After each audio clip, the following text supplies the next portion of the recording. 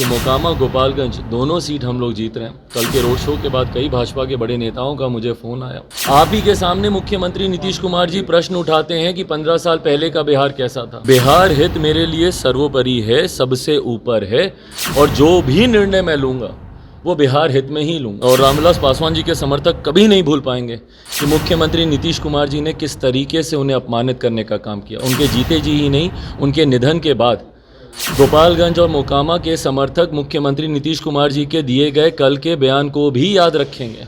कह रहे जाकर पूछिए रामविलास जी से कि आपने 2 विधायकों की वजह से वो राज्यसभा चले गए हैं क्या। उस वक्त उनका वो तंज कसना और अपने विधायकों की धौंस दिखाना, कहीं ना कहीं वो अपने विधायकों का दबदबा मेरे नेता के ऊपर तब जाहिर कर रहे थे जब मेरे नेता उस वक्त वेंटिलेटर पे थे। भाई मैं कल मोकामा गया हूँ, इसलिए मैं खुद व्यक्तिगत अनुभव से इस बात को कह सकता हूँ। जो एक तरफा माहौल था, अगर आप उन दृश्यों को देखें, मैं अभी थोड़ी देर में कुछ वीडियोस भी अपने सोशल मीडिया प्लेटफॉर्म्स पे मैं शेयर करूंगा आप सबके साथ। मैंने कल, आप लोगों ने वैसे भी देखे होंगे सारी पिक्चर्स और वीडियोस, कल भी हम लोगों ने दिन भर डालते रहे, या जो भी मीडिया कर्मी जो मेरे साथ गए या आप सबके जितने पत्रकार मित्र वहाँ पे होंगे वो सब बताएंगे आपको इस बारे में। मतलब एक अनप्रेसिडेंटेड, और ये कहने के लिए नहीं, हकीकत में मैंने खुद अनुभव किया है कि एक अभूतपूर्व जन सैलाब कल वहाँ पे देखने को मिला। भाई रोड शो 7-8 घंटे तक निरंतरता में चलता रहे और 7-8 घंटे तक हम लोग सिर्फ गाड़ी पे खड़े रहे हैं। 1 मिनट की फुर्सत या 1 मिनट का पैच ऐसा नहीं था जहाँ पे कि मैं या प्रत्याशी वहाँ पे सोनम जी हम लोग बैठे हों या हम लोग रुके हों। ये जनता का प्यार दर्शाता है और ये कहीं ना कहीं इस बात का एहसास दिलाता है कि आने वाले दिनों में जब चुनाव परिणाम 6 तारीख को आएंगे और 3 तारीख को जब मतदान होगा, एक बात तय है कि मोकामा गोपालगंज दोनों सीट हम लोग जीत रहे हैं। कल के रोड शो के बाद कई भाजपा के बड़े नेताओं का मुझे फ़ोन आया।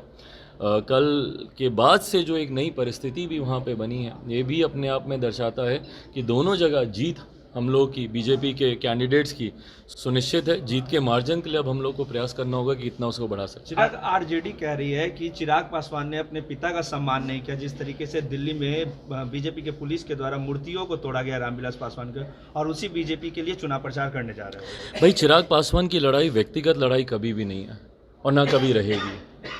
मैं व्यक्तिगत हितों को, व्यक्तिगत स्वार्थों को ना मैंने कभी ऊपर रखा है, ना मुझे ऊपर रखने की ज़रूरत है। भाई मेरे नेता का आशीर्वाद मेरे व्यक्तिगत हितों के संरक्षण के लिए बहुत है। पापा जहाँ कहीं भी हैं उनके आशीर्वाद की वजह से जब मैं इतनी विपरीत परिस्थिति से निकल गया तो मैं आगे का भी संघर्ष कर लूँगा अच्छे से। तो इसलिए मेरी लड़ाई कभी व्यक्तिगत हितों के लिए ना थी, ना है, ना कभी रहेगी। बिहार हित मेरे लिए सर्वोपरि है, सबसे ऊपर है, और जो भी निर्णय मैं लूँगा वो बिहार हित में ही लूँगा। और जो लोग बोलते हैं भैया कि वो चिराग पासवान के हितों की चिंता नहीं करें, भैया आज की तारीख में सरकार में आप हैं और आप एक ऐसे व्यक्ति के साथ आपने सरकार में गठबंधन किया है जो आपके सामने आप ही के मंच पे खड़े होकर आपके नेताओं के अतीत में किए गए कार्यशैली के ऊपर सवाल उठाते हैं।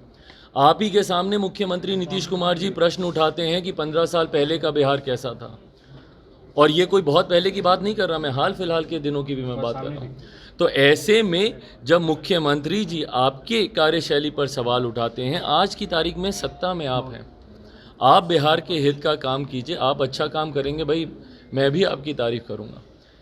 पर चिराग पासवान कभी भी व्यक्तिगत हितों या व्यक्तिगत स्वार्थों के लिए कभी भी कोई निर्णय नहीं लेगा। जो भी निर्णय होगा वो सिर्फ और सिर्फ बिहार हित में लिया गया। उन्होंने ये भी कहा है कि चिराग पासवान भूल सकते हैं लेकिन रामविलास पासवान के समर्थक नहीं भूल सकते हैं, और मोकामा और गोपालगंज में वो पता चल जाएगा। बिल्कुल, और रामविलास पासवान जी के समर्थक कभी नहीं भूल पाएंगे कि मुख्यमंत्री नीतीश कुमार जी ने किस तरीके से उन्हें अपमानित करने का काम किया। उनके जीते जी ही नहीं, उनके निधन के बाद गोपालगंज और मोकामा के समर्थक मुख्यमंत्री नीतीश कुमार जी के दिए गए कल के बयान को भी याद रखेंगे कि किस तरीके से उनके निधन के बाद उनके व्यक्तिगत पारिवारिक रिश्ते संबंधनों के ऊपर उंगली उठाई गई और जो अच्छे तरीके से नहीं उठाई गई है। तो गोपालगंज और मोकामा में लोक जनशक्ति पार्टी रामविलास, मेरे नेता आदरणीय रामविलास पासवान जी के समर्थक मुख्यमंत्री जी के कल के बयान को भी याद रखेंगे और निरंतरता में मुख्यमंत्री जी के द्वारा किए गए अपमान को। आप लोग को याद होगा 2020 में जब ये चुनाव को लेकर गठबंधन की जब घोषणा हुई थी, पटना के किसी एक होटल में उसकी घोषणा की गई थी, उसमें मुख्यमंत्री जी ने क्या कहा था कि अरे जाकर पूछिए रामविलास जी से कि आपने 2 विधायकों की वजह से वो राज्यसभा चले गए हैं क्या। उस वक्त उनका वो तंज कसना और अपने विधायकों की धौंस दिखाना, कहीं ना कहीं वो अपने विधायकों का दबदबा मेरे नेता के ऊपर तब जाहिर कर रहे थे जब मेरे नेता उस वक्त वेंटिलेटर पे थे। उस वक्त मुख्यमंत्री जी बोल रहे थे कि जाकर पूछिए रामविलास जी से, अपने 2 विधायकों की वजह से चले गए।